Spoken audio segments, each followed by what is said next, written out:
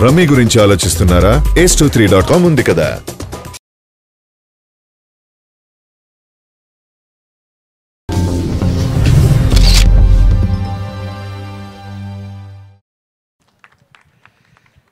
అందరికీ నమస్కారం.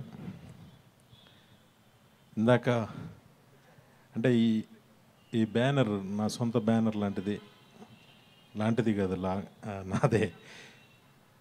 ఇందాక కూర్చున్నప్పుడు 14 years అయ్యింది అని అంటే నాకు దిల్ సినిమా నిన్న మొన్న చేసినట్టే ఉంటుంది రాజన్న. ఇంటప్పుడే 14 ఏళ్ళు అయిపోయిందా అని ఒక ఇదిగా అనిపించింది. చాలా ఆనందంగా ఉంది ఈ ఈవినింగ్. అందరూ ఆత్మీయులందరూ కూర్చుని సరదాగా చాలా హ్యాపీగా ఉంది. సినిమాకి వీళ్ళంతా ఎంత చెమటలు చిందించారో తెలియదు, కానీ మేము ఈ ఫంక్షన్ వల్ల అంత చెమటలు పడుతున్నాయి మాకు ఇక్కడ. హరీష్ అంటే నాకు చాలా చాలా ఇష్టం. ఎందుకంటే హరీష్ ఎనర్జీ మామూలు ఎనర్జీ కాదు. ఎప్పుడు పరపరపరపరమంటూ చాలా ఇదిగా ఉంటాడు, హైపర్గా ఉంటాడు. నాకు చాలా ఇష్టం. అంటే ఒక 2 సార్లు కలిసిన తర్వాత నాకు ఎంత ఇష్టం అయిపోయాడని నాకు ఇష్టం. అలా ధైర్యంగా ఉండాలి, ఒక ఎనర్జెటిక్గా ఉండాలి, ఫాస్ట్గా ఉండాలి, ఏదో ఒక ఫ్లాప్ రాగానే ఇలా అయిపోకూడదు. ఇలాగ నాకు కొన్ని ఉంటాయి. అంటే మనలో లేనివి అవతలలో ఉంటే ఆనందపడతామే, అలాగా. హరీష్లో నాకు ఆ క్వాలిటీస్ అన్నీ చాలా ఇష్టం.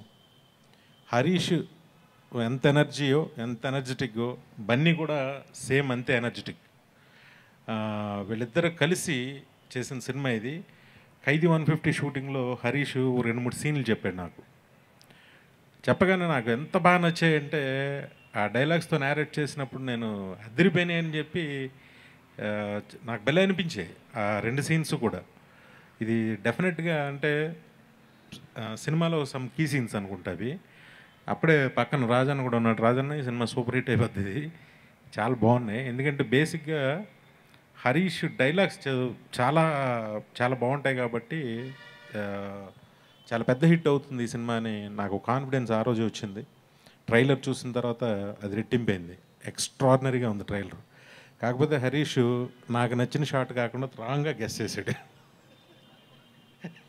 నాకు ఒక రెడ్ డ్రెస్లో బన్నీ ఇలా నడుచుకుంటూ వెళ్తున్నాడు ఒక ఫైట్ తర్వాత, ఆ షాట్ చాలా బాగా నచ్చింది, ఎక్స్ట్రాడినరీగా ఉంది.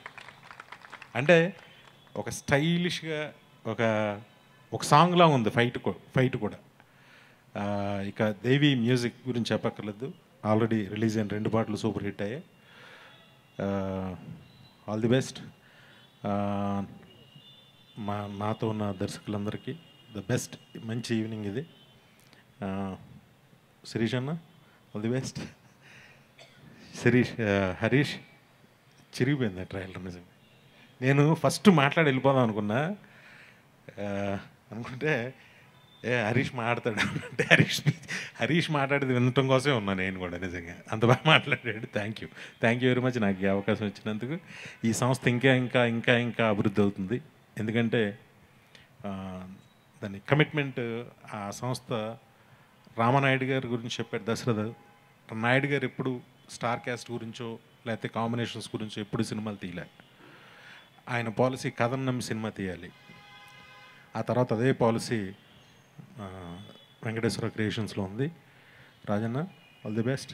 ఇంకా ముందుకెళ్ళాలి, ఇంకా చాలామంది కొత్త డైరెక్టర్లను పరిచయం చేయాలి. Thank you very much. Thank you so much Vinayak గారు. మీ అసోసియేషన్లో ఇంకా మంచి సినిమాలు రావాలని మాత్రం ఖచ్చితంగా కోరుకుంటున్నాము వెంకటేశ్వర క్రియేషన్స్ బ్యానర్పై. తప్పకుండా వస్తాయి.